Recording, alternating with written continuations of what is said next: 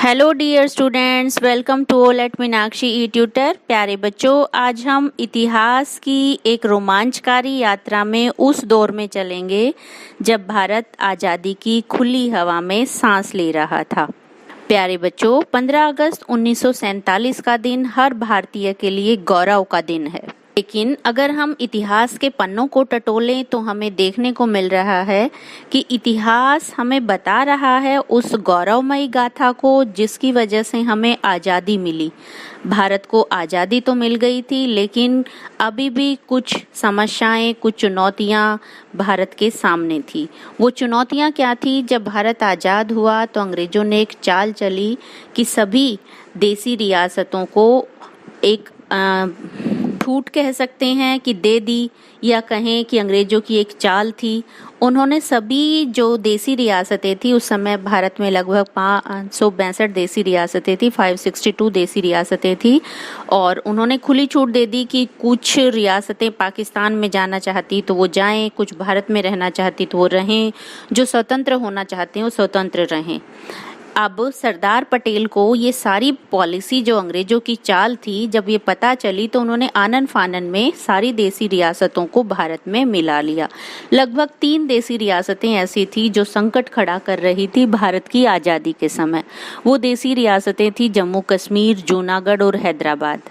अब इतिहास की यात्रा में हम जम्मू के बारे में पढ़ चुके हैं, जूनागढ़ के बारे में पढ़ चुके हैं। आज हम पढ़ेंगे हैदराबाद के बारे में कि हैदराबाद का भारत में विलय कैसे हुआ।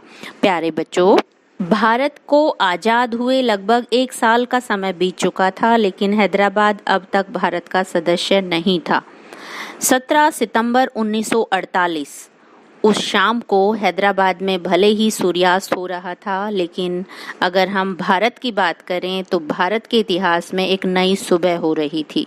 हम कहें आज ही के दिन वो सुनहरा अवसर हमें मिल रहा था जब हैदराबाद को भारत में विलय किया गया। लेकिन हैदराबाद को भारत में विलय करना इतना आसान नहीं था, बहुत सारी चुनौतियों को सामना करना पड़ा। तो आज के हम इस टॉपिक में जानेंगे कि वो कौन सी चुनौतियां थी जो हैदराबाद को शामिल करने में आई। प्यारे बच्चों, अगर हम हैदराबाद की बात करें तो राष्ट्रीय उत्पादन के मामले में हैदराबाद देश का सबसे बड़ा राजघराना था और उसका क्षेत्रफल इंग्लैंड के क्षेत्रफल से भी बड़ा था। यानी कि देश की आज़ादी के बाद वैसे तो ज़्यादातर जो रजवाड़े थे वो शामिल हो गए, लेकिन हैदराबाद का निजाम जो था वो शामिल नहीं होना चाहता था। अब हैदराबाद का जो निजाम था, उस्मान अली खान आसिफ, उसने फैसला लिया स्वतंत्र राज्य के रूप में रहने का। अब वहाँ पे जो हैदराबाद का निजाम था, उसकी सेना के जो वरिष्ठ पद पे अधिकारी थे वो मुस्लिम थे, लेकिन वहाँ की ज़्यादातर जो आबादी थी वो हिंदू थी। अगर हम सेना की बात करें तो उस वक्त जो हैदराबाद का निजाम था उसके पास 20,000 रजाकार थे। रजाकार का मतलब होता है सेना में काम करने वाले निजी सैनिक, या हम कह सकते हैं हैदराबाद की जो निजाम है उसकी शासन व्यवस्था को बनाए रखने के लिए रजाकार एक पद था। 15 अगस्त 1947 को सरदार पटेल ने हैदराबाद के निजाम को आग्रह किया, लेकिन उन्होंने नानुकर की और निजाम ने क्या किया कि हैदराबाद को एक स्वतंत्र राष्ट्र घोषित कर दिया। अब हैदराबाद के निजाम ने जो ये कदम उठाया, उस समय भारत के गवर्नर जनरल थे लॉर्ड माउंटबेटन, वो भी चौंक गए और सरदार पटेल, यानी कि उनके फैसले से हर कोई व्यक्ति चौंक गया। सरदार पटेल ने उस वक्त सैनिक कार्रवाई करने की डिमांड रखी, लेकिन पंडित नेहरू जो उस समय भारत के प्रधानमंत्री थे और गवर्नर जनरल माउंटबेटन, वो इस बात से सहमत नहीं हुए। वो चाहते थे कि शांतिपूर्ण तरीके से हैदराबाद के निजाम के साथ बातचीत करके ही भारत में हैदराबाद का विलय करवा दिया जाए। अब हैदराबाद का निजाम सहमत नहीं था। हैदराबाद के निजाम को भनक थी कि अगर भारत में विलय नहीं होना चाहेगा हैदराबाद तो भारत उसके खिलाफ जरूर कोई कार्रवाई करेगा। सरदार पटेल चुप रहने वालों में से नहीं है, तो उन्होंने अपनी सुरक्षा के लिए क्या किया, पाकिस्तान के साथ सहयोग करने लग गया। पाकिस्तान को चालबाजों का सहयोग करना बहुत अच्छा लगता है और हैदराबाद का निजाम भी चालबाजी ही कर रहा था।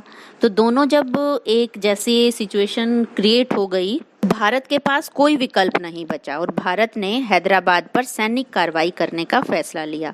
अब 13 सितंबर 1948 को भारतीय सेना ने हैदराबाद पर हमला कर दिया और जो भारतीय सेना ने ये जो कार्रवाई की थी उस कार्रवाई का नाम दिया था ऑपरेशन पोलो।